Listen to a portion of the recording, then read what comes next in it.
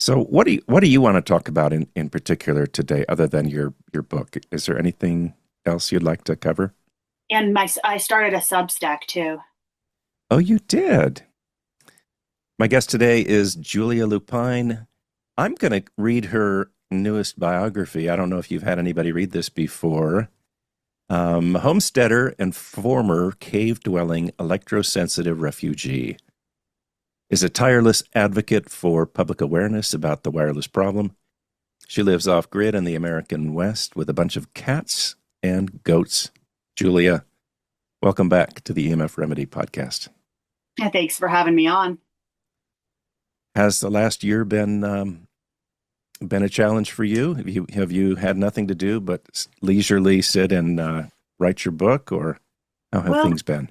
there's some of that, but then there's always something chaotic going on with the goats or um, horrible wildfires threatening the whole valley, which happened this summer. We almost had to evacuate. And then drought and grasshoppers and solar mishaps. My solar panels to my well got hit by a dust devil and they went flying in the air. So we were without water. And then it's impossible to get an electrician. We're in a time warp here. That's what I figured out, because it's impossible to, no matter who I call to work out here, whether I'm pay, and these are people I'm paying, they still don't show up. So anyway, we were 2 weeks without water. So just hauling water from town and the river for the goats and the crops, managed to save the whole garden and get the solar, eventually get the solar fixed. So just life around the farm. There's some leisure time too. And a few challenges, more than a few Yeah. challenges there. But So better, definitely better than the challenges of living in the fields in town. yeah, exactly. So on that note, tell me, how are you doing with regard to your sensitivity and your resilience? Are you more sensitive than you were before, or less? And are you able to more quickly recover, or does it take about the same amount of time? Right. Sensitivity is probably about the same, but recovery is much faster. Um, so And what do yeah, you attribute that to? uh, definitely just being away from it. I barely ever have to go to town anymore. So, and so I recover maybe once a month on average. So I recover fast when I do, and I can handle a little bit of EMF exposure and bounce back pretty quickly. And most of the time, I'm in fields of RF 0.0001 microwatts per meter square, which is really good. Um, Wow, that is really good. So for you, it's all about effective avoidance. Is that right? right. And of course, Verizon's been making a lot of moves in the surrounding communities. So it's always concern. I could definitely lose my sanctuary at any time. And because two cell towers went up in the nearby town, and there was luckily a lot of public resistance against it. People are really waking up to this, but it's kind of too late because they moved in anyway. Oh, Verizon moved in anyway. Yeah, and then they're still, my valley still, there's a cell tower maybe 10 miles away, so there's maybe one bar on a cell phone here, which I don't feel or notice. And um and it but people can still get cell service but not be overly radiated by it, and I'm just hoping they keep it that way. But um anyway, it's something that I sometimes have anxiety about, but I just try to take it one day at a time and not worry too much. Yeah, when the whole world views it as service, and we view it as a xenotoxic poisoning of the environment, it's it's kind of alarming, to live in that way and to know that we just don't have any protection today against involuntary exposures. Do you feel the same? Yeah, yeah, it's really frustrating. And I joined Facebook a couple of years ago, and I found that I enjoy arguing on message boards way more than I should. So there's this ongoing argument about the tower, and I join in once in a while because I have more facts than anyone else does in the chat. So I link them to Martin Paul's work on the voltage gated calcium channels and different known mainstream sources talking about environmental and health effects. And of course, some people are like, "Hey, you don't even live here." Like what? And but I got a lot of people who found it really informative.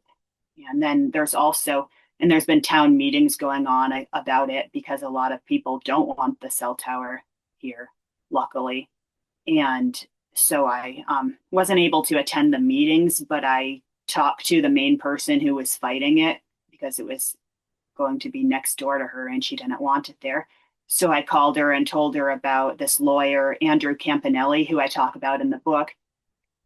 And he's been really instrumental in helping people fight cell towers because the Telecommunications Act of 1996, which basically takes away our right to oppose any cell tower on the basis of health and environmental reasons. What people don't know is that you can stop a cell tower if there's five main facts that you can use. One of them is if you can prove that there's no gap in service of any carrier, then you can oppose it. And you also have some leeway in the decision-making process of where to put it. Like if you don't want it next to a school and you propose an alternate location for it, which I wouldn't want it anywhere, but at least so ultimately what happened in our town was they were able to move it away from the school and out toward the airport where there aren't a lot of people anyway, which is a small victory. I mean, it's still there and still a problem, but at least it's not right next to the kids' school like it was. Yeah. So, what do you think about the fact that when opposing a cell phone tower placement, that we can't use the one and only argument that should make the most difference, which is, Well, danger to life on Earth? yeah. I mean, obviously it's a bunch of BS, but you just have to be creative. You can also say that it's ugly, which it is, and no one can really deny that. And so they were trying to fight it in another nearby small town. It was a scenic byway, and they said that it would be ugly and destroy the integrity of the scenery, and they actually lost on that count, but some people have won on that count, and you just have to. And then also, when they're doing their propagation, they when they're like, you have to prove that there's no gap in coverage, and they can just tell you there's a gap in coverage. And this lawyer, Andrew Campanelli, he said, no, like you make them prove it. They have to go out and spend their time and money and do surveys and just keep messing with them until they break down, basically. And also, if they sue you and sue your town, he said, don't worry about it. Just don't pay them a penny. There's nothing they can actually do to collect. Oh, that's very interesting. I hadn't heard that part before. They try to scare us, but and they have a lot of lawyers and more money than we do. But if enough people just keep fighting them, then that's at least going to help. And it seems like this is happening nationwide, that people are opposing them. But the problem, of course, that we know is that there's people are still using cell phones. So until they stop doing that, then they're still going to be trying to put up towers. Yeah, it's really addiction based, do you think? Totally. And one thing I talk about in my newest book, actually, I go kind of into the addiction because I started to almost get addicted to it myself, like looking up evidence. And especially since it was such a personal topic, my newest one that isn't out yet, electrocensorship, is about the telecommunication industry's efforts to discredit the people dealing with electromagnetic radiation syndrome. They basically get people, like the most famous study was done by James Rubin, who wrote the Wikipedia article on electrosensitivity. And what Rubin did is he found a bunch of people who they weren't even really clinical people like us who live out in remote areas. They were people living in cities, London mostly, because that's where he's based. And he put up some ads at healthcare centers and put an ad in the newspaper, I think, asking for people who felt headaches from their mobile cell phone use. And he took these people and put a headset on them, simulating frequencies from a cell phone, and zapped them with it and had them guess whether it was in zapping mode or in sham mode. And what he found was there was no difference. So that's what people pull up on their smartphone when they're trying to discredit you. And so what I did was I went and read the article or read the research papers in detail. And I found there were some major problems with the study's methodology. And the main one being that the device wasn't even off in sham mode. It still had some magnetic fields that I wrote to you about for your opinion on it. And anyway, it was still, it was a lot weaker than when it was in on mode. But as you and I both know, even a small exposure can still cause effects. Like I wouldn't have wanted that thing strapped to my head. So they guessed about the controls guessed a more variable number of times whether it was off or on. But the people reporting headaches from their cell phone, they guessed about 60% across the board whether it was on or off. So I think that in itself tells us something. And then also it was in an unshielded room, so there could have been a Wi-Fi router next door, and then so I compared and contrasted that study with the studies of Magda Havis and Ole Johansson and others who did provocation studies where they did find results.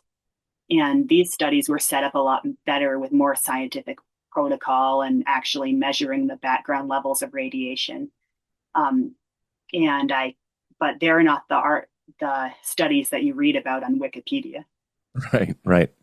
And that's that's going to be the topic of your third book, is that the maybe the manipulation of information and whatnot, as I understand it. But let's talk about your brand new book, the one that's just been published, and it is called "Your Cell Phone Is Not Safe."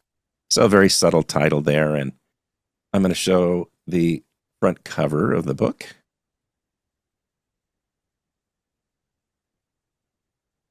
So why did you write this book? Well, I Under a Rock is about my personal story and tips and tricks that you can do to navigate the electromagnetic world in which we live as a person dealing with electromagnetic poisoning. And I realized that it was a little light on the science and that I actually needed to go more into the studies that have been done. So I started doing some research and reading research papers on more the other biological effects of EMF besides electromagnetic radiation syndrome, also called electrosensitivity. And mostly I focused on the cancer studies. And I tried to make it short. I'm a really big fan of short chapters and just easy to read, something that somebody who's not a total nerd on the subject like me will pick up and maybe read a chapter and retain information, people with short attention spans because they have cell phones. And I have an ebook version of it too, so people can even look it up on their cell phone and read about it. So I open up with Lloyd's of London, the biggest insurance company in the world, actually an insurance underwriter who insures the insurance companies. They will not touch EMF. So anyone they insure all kinds of other things like Bob Dylan's vocal cords or really random.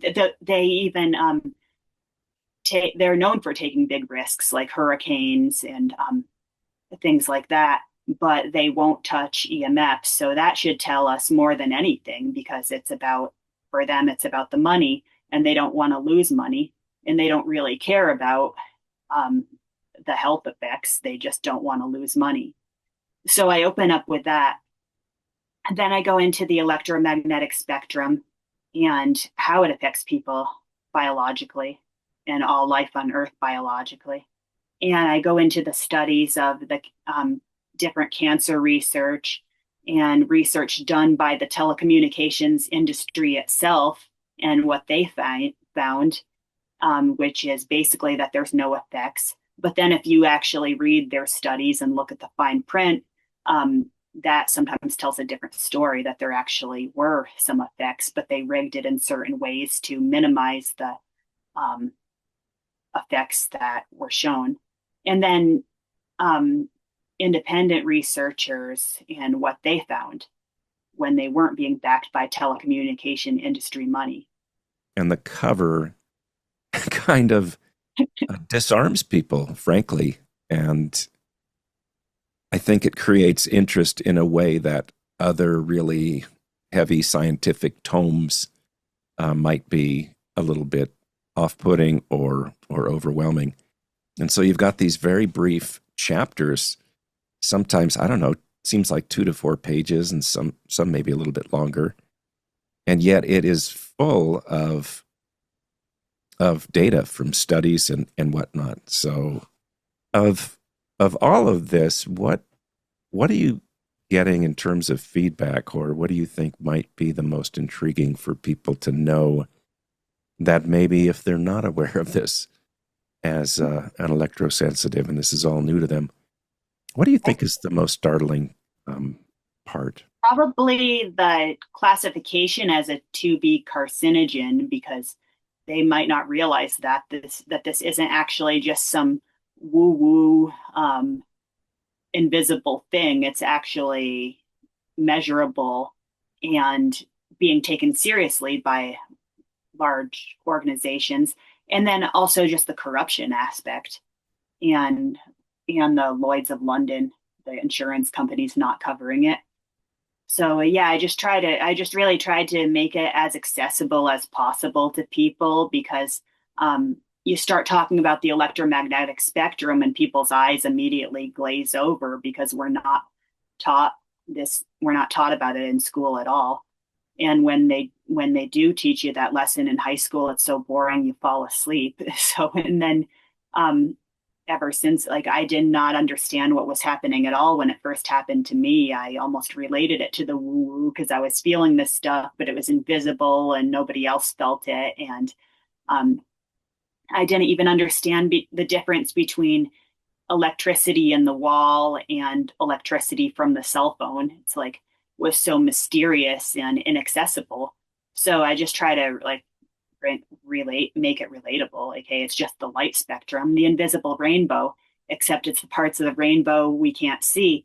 And some of it is really short millimeter waves and some of it's really long waves, but they're all a type of waveform that's incompatible with biology and different than anything that life on Earth is able to cope with.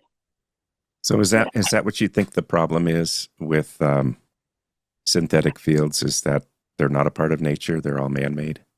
Right. Yeah. They just, um, if you can feel it, it feels awesome or awful. I'm not awesome.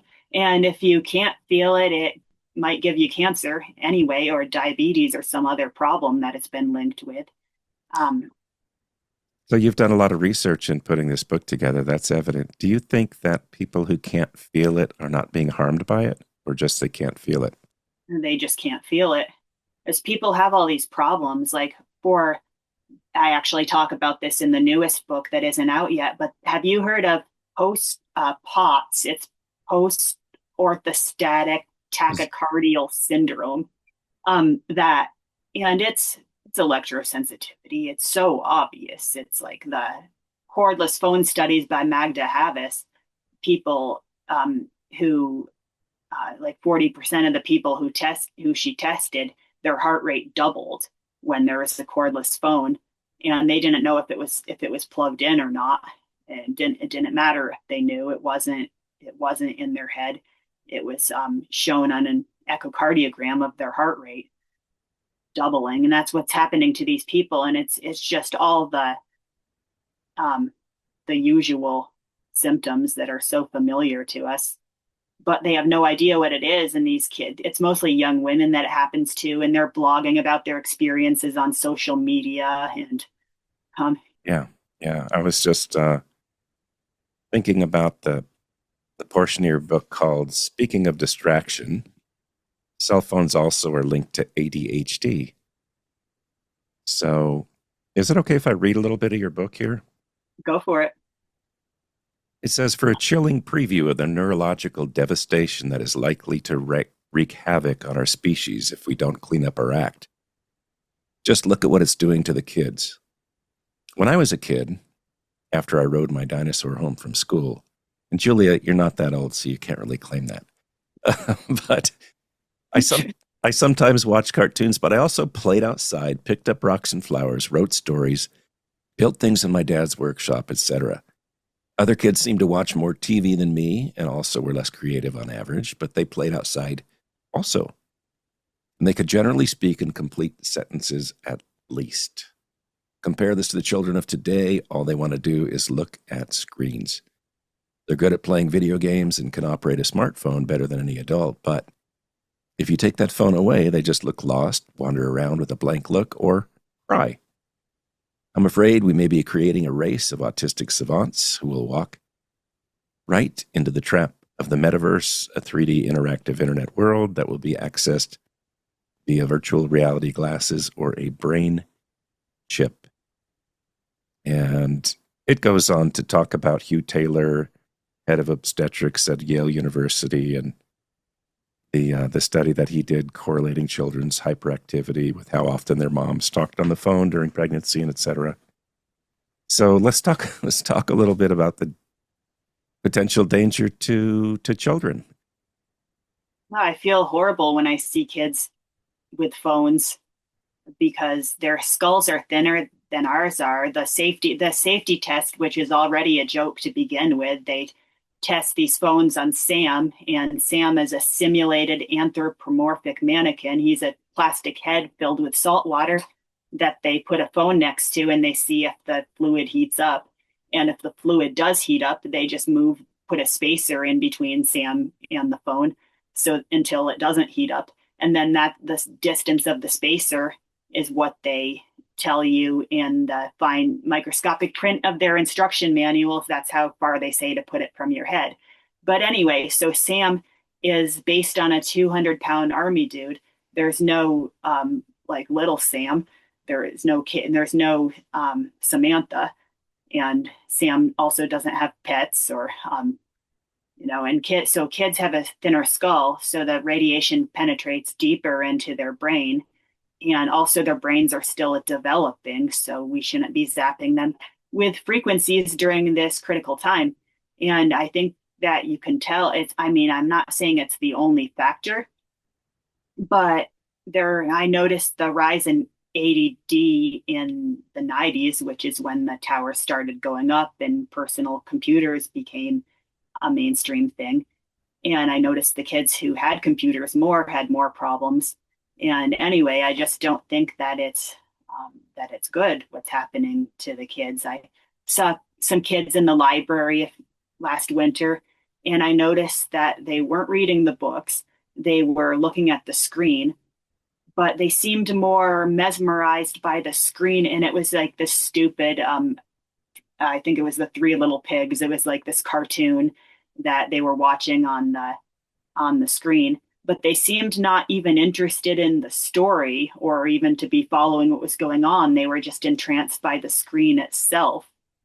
And it's like people think that this is going to help their kids learn faster, but it's not. It's just making them stupider, and they're not noticing what's going on in the world around them. And I just think that it's really a disservice that people are doing to their kids by letting them play with this stuff. And And not only children, you talk in your book about reproductive issues.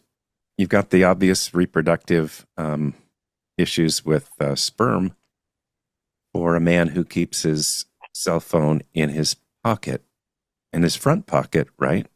Yeah. Yep. And they took sperm from the same dude and exposed half with I think a sample size of maybe 200 or something, I forget, but anyway, they took it in test tubes, and half of it, in one half of the sample they would radiate next to a cell phone, and the other half they didn't, and the cell phone irradiated sperm died like twice as quick or even more, and stopped, and um yeah, deteriorated faster, and like was, disoriented. And Yeah, they were not strong swimmers, so yeah, to speak. And the really interesting thing about that study was that it was the same donor, right? It was yeah. just the only difference was whether it got exposed to what's considered normal now, the cell phone radiation or not. So I thought that was a great study. So we're kind of talking about kids and the potential effects on them. We talked about the sort of tech addiction portion and the ADD, ADHD. And then there's this wide open, which is the radiation exposure that really, I don't know, it doesn't seem like there's a lot of money being allocated to studying that Oh issue my and God. reproduction, with the men carrying it in their front pocket. And, you know, we can't do studies on women, but they have a set of eggs when they reach maturity, and that's it, as far as I understand. And so there is no replenishment, and yet we can't easily study what's going on to the quality of the eggs from cell phones being stored on the purse next to them or even on their bodies at some time. You have any comments on that? Reproductive tissue it's like the reproductive tissue, and the nervous system tissue were the ones that were the most affected by the EMF, it seems like. And then also the skin, dermatological. Mm-hmm. Do you want to But talk? Oh, go oh, ahead. Sorry. Do you want to talk about breast cancer? sure. Yeah, so I kept seeing breast cancer studies too. And like this one, it was a small study, but he found that the tumors lined up exactly. There were three or four tumors in the breast, and it was this girl who went jogging with her cell phone, and she'd been doing this for a decade or so. And the tumors were actually correlated with where the antennas would have been.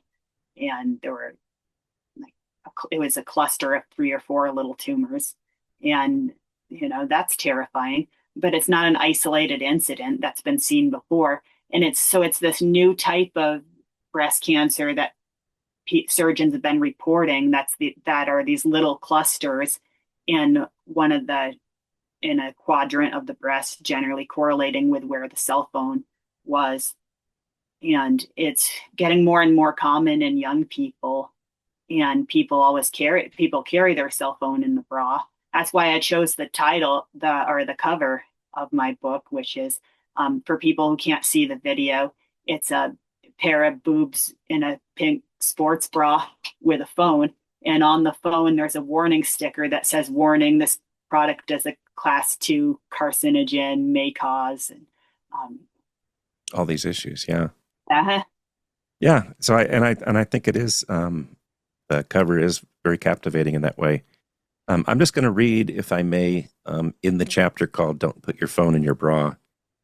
Lisa Bailey, a surgeon and oncologist, says she's been noticing a pattern of breast cancer in her patients, rarer types of tumors in young women with no family history of breast cancer and who tested negative for breast cancer related genes, with tumors directly where they carried the phone in their bra. The tumors were often in 3 or 4 little clusters directly under where the antenna of the phone would be, with the surrounding tissue all normal. So that just doesn't get enough enough attention in our society. yeah, they focus too much on genetics, and I really think that genetics is I'm sure there's a correlation, but there's hundreds of different genes that can be correlated with cancer. Like basically, it could happen to anyone, regardless of their genes. But if you look at see, I researched for that book, the American Cancer Society, et cetera, and I looked at where their money's coming from and where the heads of these societies, where they previously came from.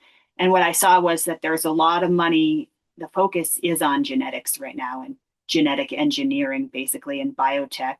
And that's completely distract. For one thing, I'm not going to go into the potential harmfulness of that, but it's completely distracting from the actual source of the problem. It's like I related in my book the metaphor of, like, you can spend, because we have a lot of flies here and they drive me crazy in the summertime. And anyway, it's like, so you can spend hundreds of dollars on all the newest fly killing contraptions and poisons, but ignore the dead raccoon rotting under your porch. And that's what these companies are doing, is that they're focusing on all these little things, all these cancer treating technologies, but ignoring the obvious cause of cancer when you can see the cell phone in the tumor in the breast. That's not a good thing. It's just super obvious. And even people like acoustic neuroma is another big one. And it's always on the same side as where the person holds up the phone. I mean, it happened to my boyfriend's brother even, and he thinks it's from the cell phone, and he still uses it, but he puts it on speaker now. It happens to, it's not rare. I'm seeing brain cancer in people I know, and it's like, it's very, very alarming. And not to mention the potential for neurodegenerative disease. Oh, I was just saying the blood-brain barrier. That was one of the big focuses in my book, because it's a easy explanation of what's going on. And there was this research, and the blood-brain barrier leaks, and then all these proteins and things get in that aren't supposed to be there. And that's what causes the headache and inflammation. And it can last for hours after an exposure, even a small exposure. And the studies have been there since the 1970s. Right. And yet we went ahead and implemented cell phones starting in the 80s anyway. So, yeah, and it's just, it's heartbreaking to see, not only people with the cell phones and not being aware of what the potential dangers are to them or their loved ones, even at some distance, but the infrastructure that's required to make all that work. So somebody's got to live next to those cell phone towers, and they're going to get much more of exposure because of the inverse square law. And never mind, everybody living in a service area is essentially living in a sea of unnatural radiation. So, yeah, the implications are pretty profound. So, I want to shift a little bit to, you've got a small section in here on electrosensitivity, and I'm going to read here just a little bit. Overnight, you go from worrying about normal things such as, oh no, the cat threw up on the rug, or how will I pay the phone bill, to worrying about the fact that the world has turned into an inferno that zaps you with pain rays and you can't get sleep and can't eat without vomiting and can't get near anything electronic without shaking uncontrollably and your muscles spazzing out. Oh yeah, and you can't talk on the phone or pay your bills online or go to work or even get food out of the refrigerator, and yet everyone else around you doesn't seem to feel it, and they just think you're crazy. Hopefully you're good at wilderness survival, but even that is no guarantee of safety. Cell towers are everywhere, and there's even a push lately to get cell service in the national forests. Plus, Musk's satellites are always a looming threat. Well, let's just say there's a lot to worry about. So, what a great encapsulation of what it's like to become sensitized to synthetic field exposures, and it's not an easy life for people who are affected in that way. But I would argue we're the lucky ones, because we end up, we're driven to it if we want to survive, but we end up avoiding the exposures that other people consider to be normal. What are your thoughts about that? Yeah, I didn't feel lucky when it first happened. I was very upset and distraught that it completely upended my life. But in retrospect, I made it work and I was strong enough to deal with it. And I'm probably not going to, knock on wood, but I probably won't get these other degenerative diseases because I'm not exposing myself to this on a daily basis and holding a microwave antenna next to my brain. Yeah, and you are one of the people that I know that has embraced to an incredible degree the idea that whatever it takes. And so once you became aware of what was causing all of these issues in your life, you really took a whatever it takes approach that I think is really admirable. It's led you to where you are today and the life that you have today, which is not an easy life by any means. But I worry about the people who become afflicted and they ignore it, Yeah. and their sensitivity begins to increase little by little, and their resilience begins to decrease. They're less resilient, and I've just seen sort of the trajectory of where that leads to. So, do you have any thoughts about that whole thing about staying proactive and doing what it takes? I mean, if you could talk to people who might be listening to this who are maybe in the beginning part, maybe they're just beginning to get sensitivity in their hands, or maybe their heart is just beginning to act up, or they're just beginning to realize they can't think straight when they're anywhere near Wi-Fi. What would you say to those people? I tell them don't panic, but do take it seriously. And like you were talking about with the inverse square law, there's a lot you can do to reverse or to reduce exposure drastically without even having to change your life majorly and move to a cave. But it's best to reduce as quickly as possible so you can bounce back so you don't become a Wi-Fi refugee and have to go live in a cave or somewhere off grid. Because once it gets to that point and you reach a thresholding event like I did, there wasn't really an option. It was either stay in town and be basically disabled and sick and feel horrible all the time, or live off grid in the wilderness and lose my whole social life and ability to work. And so there, just reduce distance, yeah, increase distance, turn off Wi-Fi at night. Hopefully, if you can, just get a landline and turn off the Wi-Fi entirely. Hold the cell phone away from your head, but preferably don't use a cell phone at all. Get a landline.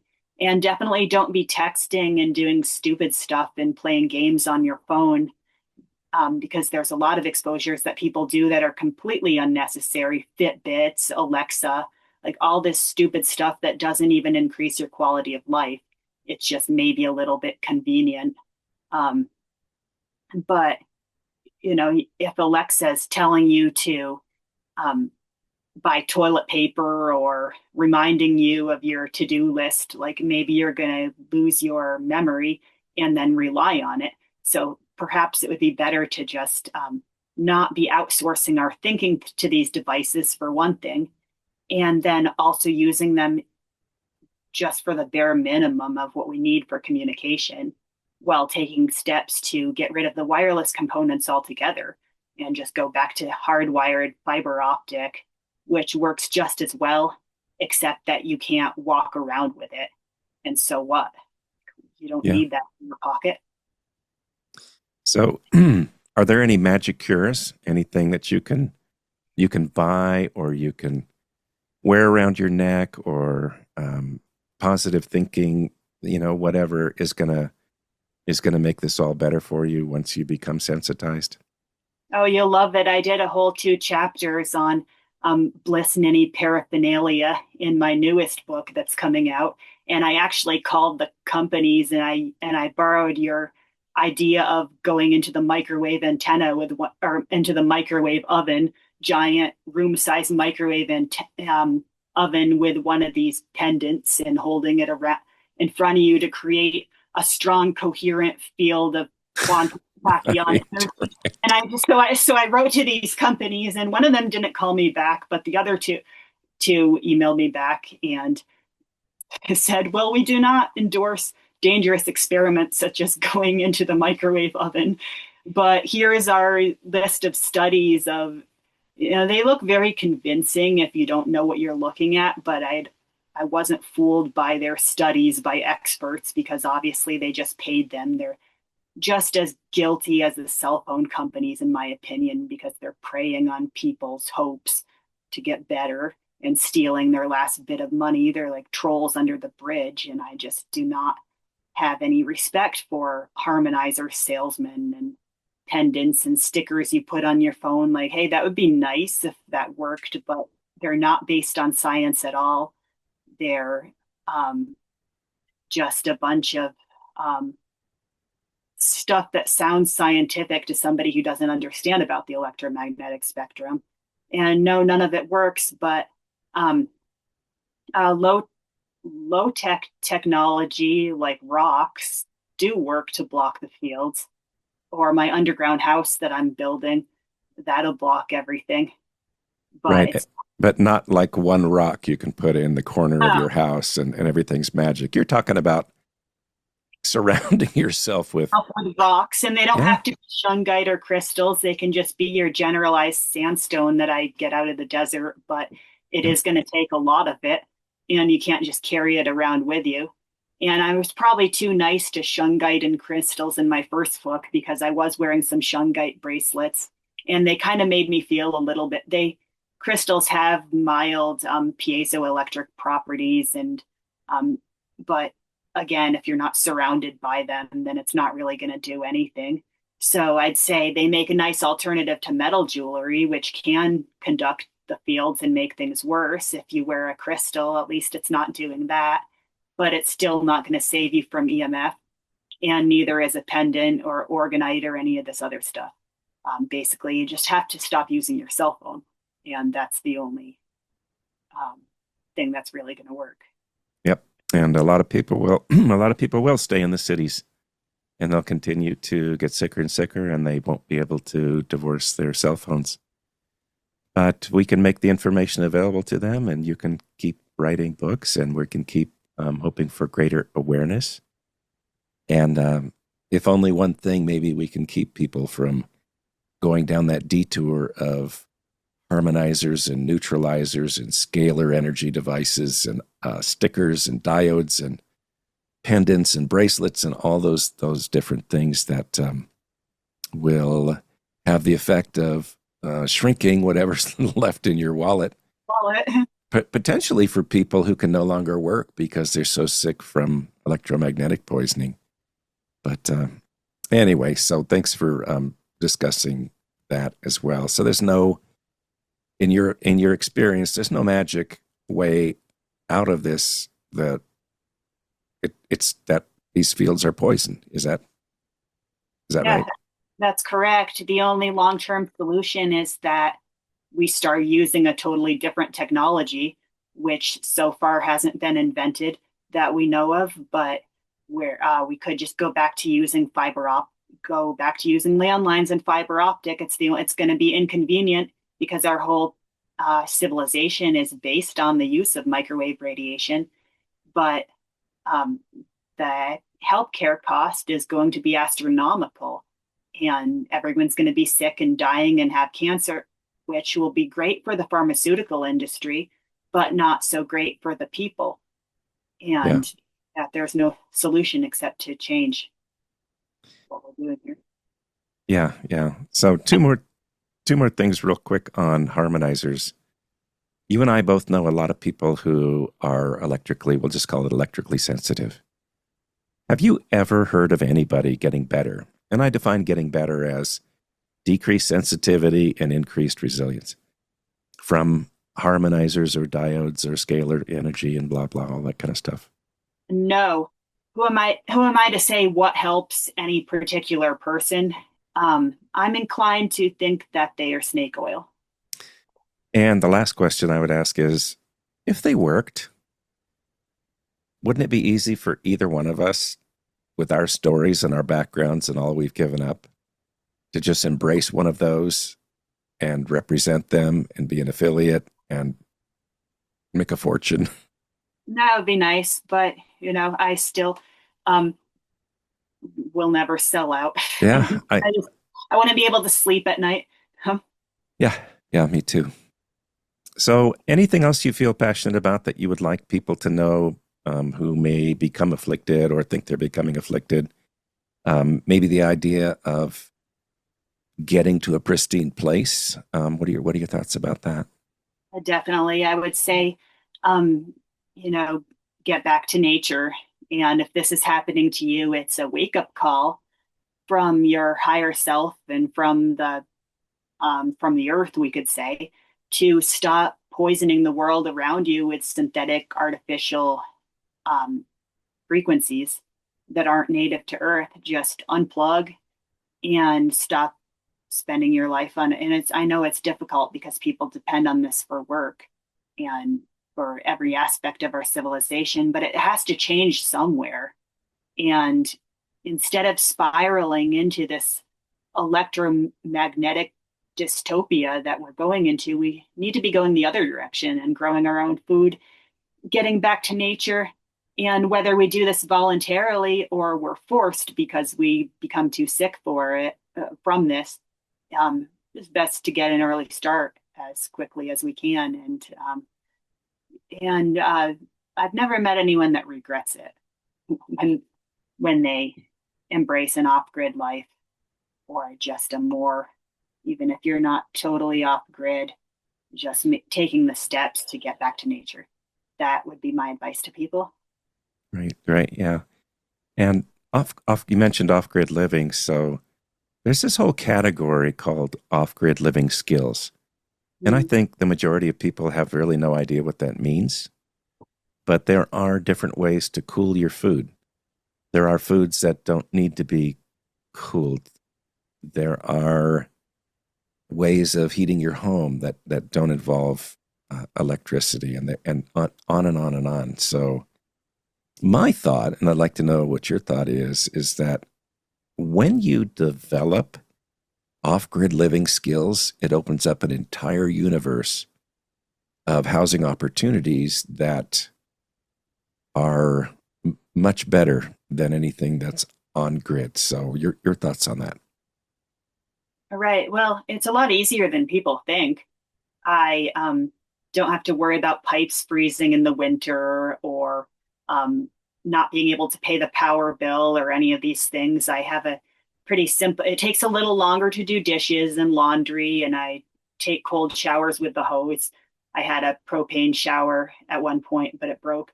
Um, so it's just like learn to live without things, but it's not as hard as people think.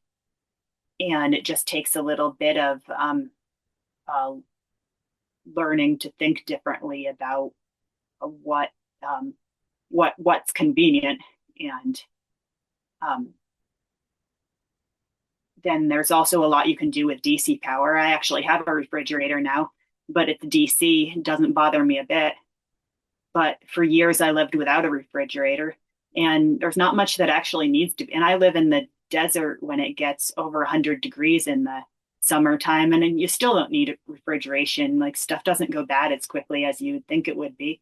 And I just buy a lot of dry goods like rice, beans, and then I'm cooking a squash or sweet potato or whatever, and I just cook enough for each night and eat it, and then cook more the next day. And it's like you don't need a refrigerator for as many things as you think you do.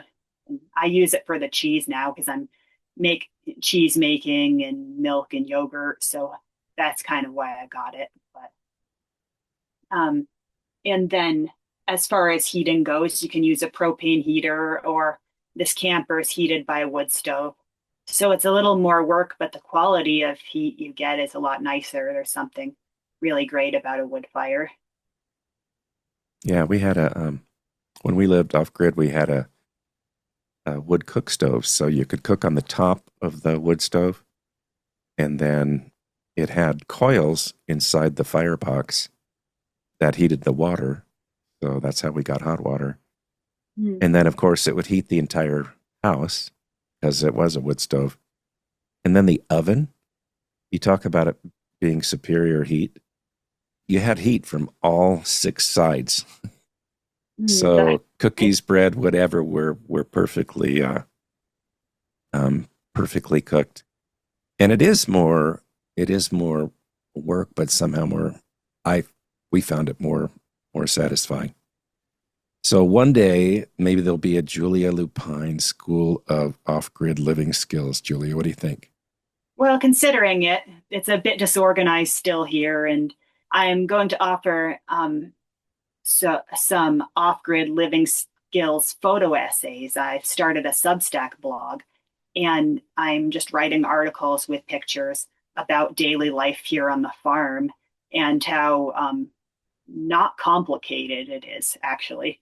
I'll probably even, what do you think? I might even do simple things like how to do dishes without running water, and how to do your laundry, and then also bigger things like how I'm building my underground house, or how to do a clay. I did a clay straw floor for my porch, just with materials I found here in the desert. So just things like that, and then maybe some stuff about goats and gardening and stuff like that. Yeah, Um, you could do how to do a bucket bath. Um, heat a little bit of very hot water on a stove and pour that into a 5 gallon bucket with cold water and that type of thing. But there's a lot, and I think people when they have those opportunities or they have those skills, it just opens up for those people who are the most afflicted and they need to get to a pristine place. It opens up people's opportunities. So you just mentioned Substack. Why don't you tell people the name of your Substack so that they can follow you there? yeah, it's at Julia Lupine, and it's I'm posting articles on um, some of it's chapters from the book or chapters of new books that I'm considering writing, testing out the ideas on Substack, and then the off-grid living skills that I mentioned. And I'm kind of doing a series on goats and weeds, basically invasive plant management using goats. So kind of a variety of different things. I have a chapter on the metaverse and just different things that didn't make it into the books like that. Um, so yeah, you can definitely subscribe, and feel free to give back feedback also, for anyone who's interested. That's great. Yeah, and the folks, I'm going to encourage you to support Julia. There are two kinds of afflicted, and Julia is the type that she's been made ill by this poisoning of our environment. And she's gone a long way out of her way to help other people, to bring awareness, to tell her story, to talk about what's worked for her, what hasn't worked for her. So let's support her because you know what, my friends, there are not a lot of people who are courageous about saying that harmonizers and such don't work and pointing to a lot of the things that are distractions and saying, no, it's about effective avoidance and it can be done and here's how. So I'm gonna encourage people to get a copy of Your Cell Phone Is Not Safe by Julia Lupine. Julia, is this available everywhere or is this just an Amazon thing right now? For right now, just Amazon. Okay. And also, with regard to your Substack, I hope you have the option for paid subscriptions on that. And if so, I would encourage people to go out of your way a little bit and support Julia's efforts there as well. It's free actually, Well, but you, you might want to think about giving people the option of a paid subscription, right. and just as a way that people might want to, what might want to bless you. Yeah, and also I haven't mentioned this yet on a podcast, but I sell sage bundles, is one of the things I've been able to do out here for money, and it's Colorado Sage Company. It's on Etsy, And I sell these bundles. They're wonderful for all kinds of things, not just for an incense. They actually clean the air. If there's a nasty chemical smell, it'll get rid of it. Or you can, whenever I get books from thrift books, I sage them because it gets the chemical smell out. And you can also put it in your laundry to take out detergent smells, or it kills black mold, all kinds of applications. So anyway, I sell those online and Colorado Sage Company, and that's another way that people can support me. I would encourage people who haven't already gotten a copy to pick up a copy of Julia's first book, which is called Under a Rock. And there's a subtitle on that. I can't remember. Help me with that. An electrosensitive survival guide. Right. And it's just a very raw tour of discovery about living a normal life. And then this element of discovering what the problem is. And as I said earlier, following the idea of doing whatever it takes to get out of the synthetic fields to the greatest degree possible, including living under rocks, you know, um, in caves in the desert. And although that was very, very difficult, it allowed you to improve and to discover a new life with perhaps more meaning. So, Julie, I just want to thank you so much for writing another book. You've already told me you have a third book that you're not only writing, but you're near finishing. Mm-hmm. And I'm gonna tease people a little bit and just let them know that much because I have to get you back when you're ready. I have to be your first interview for that book as well. For sure. And thanks for taking the time to be with us today, Julia. I Yeah. appreciate it. And thank you. It's been fun. Wi-Fi burns, it pulls me down, a silent blight throughout my town. I feel this poison.